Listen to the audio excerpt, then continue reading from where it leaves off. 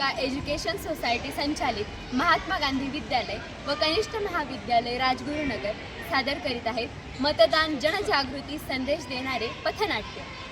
प्रिय मतदार बंधू भगिनी, मतदानाचा दिवस हा फक्त घरी बसून सुट्टी एन्जॉय करण्याचा दिवस नसून बाहेर पडून राष्ट्रीय कर्तव्य पार पाडण्याचा दिवस आहे। मतदानाचा दिवस म्हणजे माझ्या एका मताने काय फरक पडणार असं म्हणण्याचा दिवस नसून बाहेर पडून मतदान करून इतिहास घडवण्याचा दिवस आहे। मतदानाचा दिवस हा फक्त घरात बसून न राहता बाहेर जाऊन मतदान करून भविष्य घडविण्याचा दिवस आहे। प्रिय मतदार बंधू भगिनींनो, बाहेर पडा, मतदान करा, भविष्य घडवा, आपल्या गावाचे, आपल्या शहराचे आणि आपल्या महाराष्ट्राचे। धन्यवाद। वासुदेव आला हो, वासुदेव आला, वासुदेव आला हो, वासुदेव आला, सकाळच्या पारी हरिनाम बोला, वासुदेव आला हो, वासुदेव आला, वासुदेव आला हो, वासुदेव आला, सकाळच्या पारी हरिनाम बोला, वासुदेव आला हो, वासुदेव। अरे वासुदेवा, काय सकाळ सकाळ तुझं टुमणं लावलंय? आमच्या झोपा उडाल्या की। अहो ताई, मी आज तुम्हाला एक मोलाचा संदेश द्यायला आलोय। संदेश? कोणता संदेश? दररोज तर तू येतो, हे घे ध्यान आणि जा तुझ्या वाटेला बाबा। आज मला हे दान नको, आज मी तुम्हाला मतदानाचा संदेश द्यायला आलो। मतदान? ते तर आम्ही दर 5 वर्षांनी करतो, त्यात काय एवढं? पण यावेळेस मी अजिबात मतदान करणार नाही। अहो ताई, असं करू नका। मतदान हा आपल्या संविधानानं दिलेला खूप मोठा हक्क आहे। तुमच्या एका मतामुळं भारताचं भविष्य घडू शकतं। मतदान नक्की करा बरं का। असं म्हणतोस? एवढं महत्व आहे मतदानाला? तर मग हे घे दान आणि मीही करेन मतदान। होय। वासुदेव आला, वासुदेव आला, वासुदेव आला। तर मंडळी, तुम्ही सगळ्यांनी हा संवाद ऐकलाच ना। आता बघा, आपल्याला संविधानाने एक महत्त्वाचा अधिकार दिला आहे। तो महत्त्वाचा अधिकार म्हणजे काय? मतदानाचा अधिकार। हा मतदानाचा अधिकार आपण स्वीकारला पाहिजे व मतदान केलं पाहिजे। तर म्हणूनच म्हणते,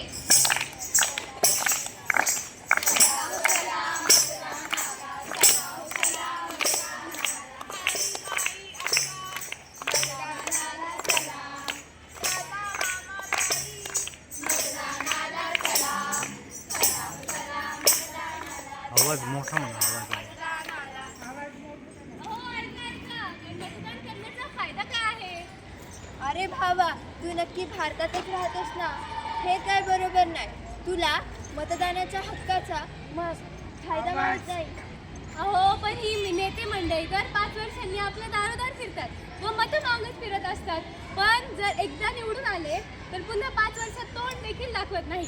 आणि आपण जर एखादी समस्या त्यांच्यापर्यंत घेऊन गेलो तर ते समस्येचं सहकरण देखील करत नाही, वरून जनतेचं शोषणच करत असतात। अरे, आपल्याला मतदानाचा हक्क लाभलेला आहे।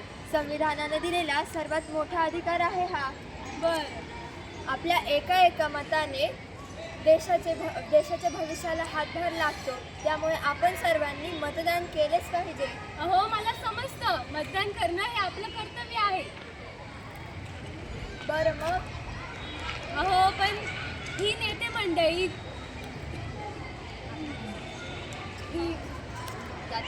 मंडळींचा काही वेळच नाहीये। अरे भावा, तोच तर नाही, आपल्याला बसवायचा आहे। उमेदवारांमधून योग्य उमेदवार आपल्याला निवडायचा आहे। हो, बरोबर आहे तुमचं, पण योग्य उमेदवार कसा निवडायचा? तर मग ऐक, योग्य उमेदवार तोच असतो जो लोकशाहीला जिवंत ठेवतो, देशाच्या विकासाला हातभार लावतो, जाती धर्मापलीकडे जाऊन कार्य करतो। अशाच उमेदवाराला आपण निवडून दिले पाहिजे। हो, आत्ता आलं बरं का ध्यानात। मग तूही मतदानाचा हक्क बजावशील ना? हो, नक्कीच प्रयत्न करेन। मग जसं मी तुला समजावलंय तसंच तू देखील इतरांना समजाव।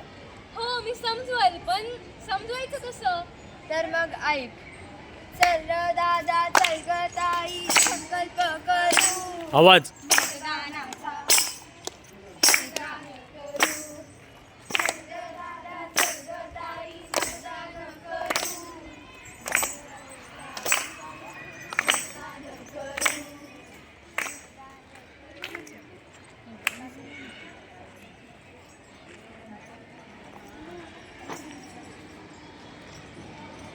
काय रे सुरेश, कुठं चालला?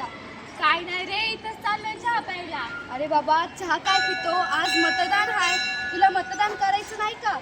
अरे काय बोलतोस मतदान? आणि मी माझ्यासारख्या अपंग व्यक्ती मतदान कधी करतात का? माझा पाय हा असा, मी हा अपंग, मी कसा बरं मतदान करणार? अरे त्याला काय झालंय, मतदान केंद्रामध्ये तुमच्यासारख्या दिव्यांग व्यक्तींसाठी भरपूर सुविधा आहेत. सुविधा? कोणत्या सुविधा? मला तर माहीतच नाही. अरे तुमच्यासारख्या व्यक्तींना तिथे रांगेत उभे राहायची गरज नाही. अरे रांगेत उभी राहायची गरज नाही, मग आम्ही काय उडत जाणार का? अरे बाबा उडत नको जाऊ, पण तिथं रांगेत उभं न राहता आता डायरेक्ट मतदान केंद्रामध्ये बूथवर जाऊन तुम्ही मतदान करू शकता. तसेच व्हीलचेअर, रॅम्प अशा वेगवेगळ्या सुविधा देखील तुम्हाला आहेत, त्यामुळे तू त्याचा वापर करून तिथे मतदान करू शकतोस. बरं झालं बाबा सांगितलं, मला तर माहीतच नव्हतं. आता ठीक आहे, आता कळालं ना, मग चल आपण मतदानाला जाऊ. चल. तर मंडळी, आता तुम्ही ऐकलंच ना, तसं निवडणूक आयोगाने दिव्यांग लोकांसाठी काही सुविधा उपलब्ध करून दिल्या आहेत. त्या सुविधांमध्ये दिव्यांग लोकांसाठी डायरेक्ट बूथवर जाऊन त्यांच्या मतदानाची व्यवस्था केली जाते. म्हणजे त्यांना रांगेत उभं राहायची पण आवश्यकता नसते. मग त्यांचं मत वायाही जात नाही किंवा त्यांना कोणता अडथळाही व्यक्त होत नाही. तर म्हणूनच म्हणते,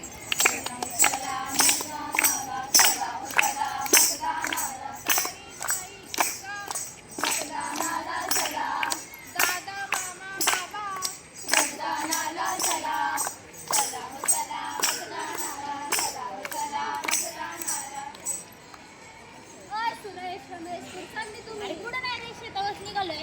तुम्हाला आज मतदान नाही करायचंय का? त्याचा काय फायदा? मी ते गेले 15 वर्ष झाले मतदान करतोय.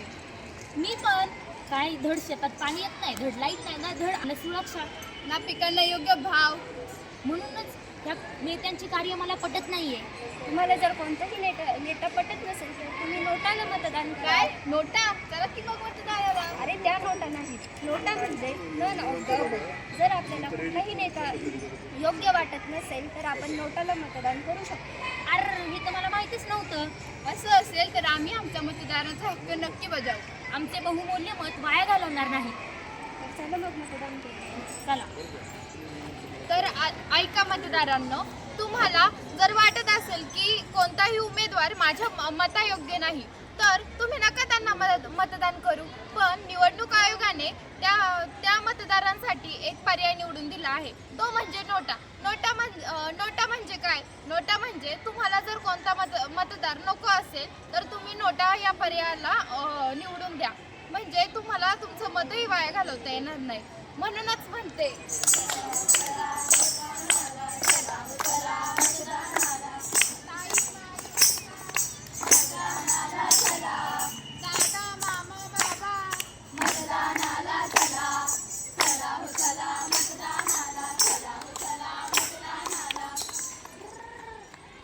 चला काका, तुम्हाला मतदानाला नाही यायचंय का? ए थांब, उतर खाली. स्टँड लावतो, थांबा. बोला. काय फायदा आहे मतदान देऊन? जर काय मला ज्या पक्षाला मत द्यायचंय त्याला मत जातच नसेल तर अहो काका, तुमचा हा सगळ्यात मोठा गैरसमज काय आहे. गैरसमज आहे बाळा? दरवर्षीच हे. नाही आता असं नाहीये, कारण की निवडणूक आयोगाने व्हीव्हीपॅट नावाची यंत्रणा सुरू केली आहे, ज्यामध्ये आपल्याला 7 सेकंदापर्यंत आपण कोणत्या पक्षाला मत दिले आहे हे पाहता येते. ज्याच्यामुळे जर तुम्हाला वाटत असेल की तुम्ही एका पक्षाला मत दिले पण ते भलतीकडे जात आहे, तर तुम्ही त्या यंत्रणेत पाहू शकता की तुम्ही कोणत्या पक्षाला मत दिले. मग आपण तर मतदान करायलाच हवे ना. असं आहे का? मला माहितीच नव्हतं. बरं झालं तुम्हाला सांगितलं. तेवढं मला मतदान केंद्रापर्यंत हा, सोडवलं का? चला ना.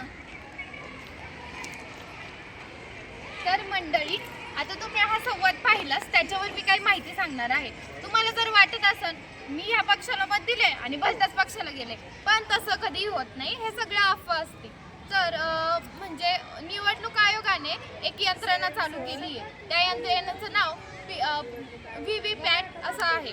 मग त्यामुळे काय होतं, आपण एखाद्या उमेदवाराला मत दिलं तर ते मत दिल्यानंतर काही म्हणजे 7 सेकंद ते मत आपण कोणाला दिलंय हे कळतं. म्हणजे आपल्यालाही कळतं ते बरोबर व्यक्तीला गेले. म्हणूनच म्हणते, चला हो चला मतदानाला, चला हो चला मतदानाला, मतदानाला चला, दादा मामा बाबा मतदानाला चला, चला हो चला मतदानाला, चला हो चला मतदानाला. ओ आजोबा, ऐकू येतंय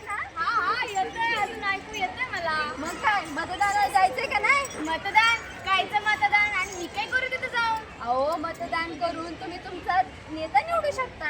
नेता पुढील वर्षी मीच राहतोय की नाही हे माहित नाही. नेता कुठून निवडू असं नका म्हणू आजोबा, ते आपल्या देशाचं भविष्य ठरवणार आहेत. तुमचं एका मतदानाचं मूल्य खूप जास्त आहे. असं म्हणतोस होय, तर मी काय केलं पाहिजे त्याला?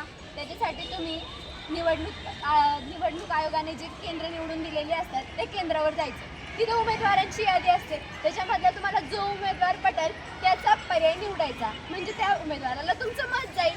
आणि जर का तुम्हाला तिथपर्यंत जाता येत नसेल तर 85 वर्षांच्या पुढचे जे कोणी वृद्ध आहेत त्यांना घर बसल्या ही सोय उपलब्ध आहे. नाही रे, आता शाळेच्या नाक्याजवळ चाललो होतो गप्पा ठोकायला. जाईन की मतदार केंद्रापर्यंत.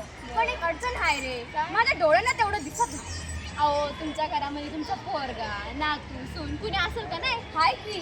अहो मग ते तुम्हाला सहाय्य करायला आतमध्ये येऊ शकतात तुमच्यासोबत. बरोबर आहे रे तुझं, मी असंच करीन. मग आजी कुठे आहेत? काय भाजी? कोणती भाजी?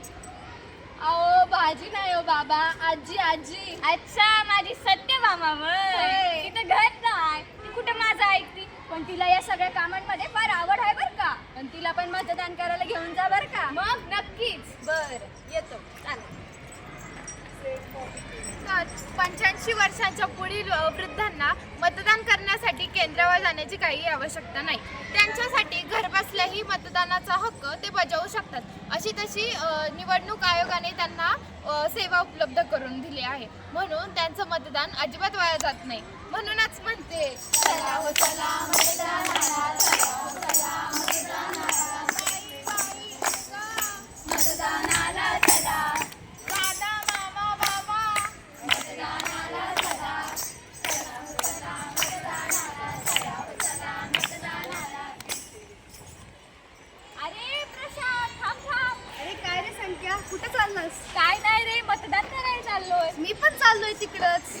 अरे आज वहिनी दिसत नाही तर मग वहिनीला गावभर घेऊन येतो. आणि आज वहिनी मतदानासाठी नाही आल्या. वहिनी घरला आहे, कांदा लेकरू आहे तिच्यापाशी. ते कसं उन्हात नाही घेऊन येता येत ना त्याला. ते किरकिर करत बसन, परत तेवढ्या रांगेत त्याला उभं राहायला लागलं. त्यामुळे मग म्हटलं घरलाच थांबू दे तिला. अरे तुला माहित नाही का, मतदान केंद्रात विविध सुविधा उपलब्ध आहेत. ह्यांच्यासाठी आणि कसल्या सुविधा? अरे विविध स्त्रियांच्या लेकरांसाठी विविध सुविधा उपलब्ध केल्या आहेत. त्यांनी पाळणा घरे ठेवली आहेत. तिथे बहिणी आपल्या बाळाला ठेवून मतदान करण्यासाठी जाऊ शकतात. असं पण आहे काय? हो. बरं झालं तुम्हाला सांगितलंस. आता मी बरं झालं मला सांगितलंस. आता मग ये की वहिनीला घेऊन. अरे पण आता मी परत कुठं उन्हात तिथं जाऊन तिला परत घेऊन येऊ? त्यापेक्षा जाऊ दे. कुठं तिच्या एका मतानं काय फरक पडणार आहे? असं कसं बोलतोस तू? एका मताने काही फरक पडत नाही. एका मताने सत्ता बदलते. एका मताने देशाचे भविष्य घडू शकतात. देशाच्या विकासाला एका मताचा किती हातभार लागतो तुला माहित नाही का? आणि आपली भारतीय लोकशाही जगातील मोठी लोकशाही मानली जाते. इतर लोकशाही असलेले राष्ट्र आपल्या देशाचा आदर्श घेतात. आणि तू म्हणतो एका मताने काय फरक पडणार आहे? एका मताने खूप फरक पडतो. जर प्रत्येक व्यक्तीने ठरवले की एका मताने काय फरक पडणार आहे, तर आपली लोकशाही जगातील सर्वात मोठी लोकशाही राहणारच नाही. बरोबर आहे, तू म्हणतोयस ते बरोबर आहे. मी जातो आणि तिला घेऊन येतो. हा मग चल. हो चल. प्रत्येक आईला तिच्या मतदानाचा हक्क बजावण्यासाठी निवडणूक आयोगाने काही सुविधा केल्या आहेत. तिथं तिच्या बाळाची काळजी घ्यायला काही कर्मचारी असतात. म्हणजे त्या आईला तिच्या बाळाची काहीही काळजी न करता तिचं मतदानाचं कार्य निभावता येईल. म्हणूनच म्हणते चला हो चला मतदानाला, चला हो चला किती वेळ आहे? मतदानाला चला, मतदानाला चला, सगळं तर आलं पाहिजे ना त्याच्यात मोठा विकास. चला हो चला मतदानाला. Hi guys. हाय काय बोल कुठं नाही बाबा, चाललोय. तुम्हाला उद्या सुट्टी मिळाली ना मग? हो, सगळ्यांना सुट्टी आहे की मतदानाची. काय उद्याची स्वारी कुठं? काय नाही, घरात बसायचं, झोपायचं, उठायचं, चाय पिओ बिस्किट खाऊ, चाय पिओ बिस्किट खाऊ, उठायचं, झोपायचं. हाच माझं शेड्यूल आहे. मी तर माझ्या बायकोला घेऊन फिरायला जाणार, मस्त सिनेमा पाहणार. अरे बरं झालं, माझ्या सासूने उद्या बोलवले रे. नशीब आठवलं आता तुझ्यामुळं, नाही तर माझ्या बायकोनी माझी वाटच लावली असती. तुम्ही तर चांगले संसारात गुंतले. आमच्यासारख्या बॅचलर्स काय उद्या माशच मारू आपण दिवस आता तेच करायला लागल. हो तुम्ही सगळे झोपा काढणार, इकडे तिकडे फिरायला जाणार, पण मी मात्र मतदान करणार. बरोबर बोललास भावा. आता हे मतदान म्हणजे काय? मतदान म्हणजे आपलं राष्ट्रीय कर्तव्य आहे आणि ते आपण पाडायला पाहिजे. म्हणून मी तुम्हाला सगळ्यांना म्हणते की चला मतदानाला जाऊया. अरे काय तू, मी चांगलं मस्त माझ्या बायकोसोबत उद्या फिरायला जाणार होतो, मध्येच मतदानाचा विषय घेऊन बसलास. आणि तसंही माझं मतदार यादीत नाव गावाकडच्या यादीत आहे, तरी इथं मतदान करून मी काय करू? अरे बरोबर झालं की तुझं मतदानाचं नाव कुठे आहे? गावाच्या यादीला. मग तू जा की गावाला तुझ्या बायकोला घेऊन, तिथं मज्जा करा, आई वडिलांना पण भेटशील, नातेवाईकांना भेटशील. हा मी तर याचा विचारच केला नव्हता. मग तुझं राष्ट्रीय कार्य पण पार पाडेल. तुम्हाला सगळ्यांना पण माझं एक सांगणं आहे, आपण एकत्र येऊन राष्ट्रीय हक्क आपला पार पाडला पाहिजे व मतदान केले पाहिजे. म्हणूनच म्हणते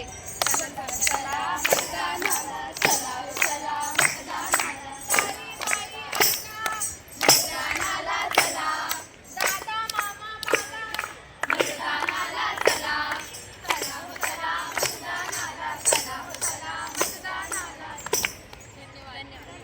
थँक्यू व्हेरी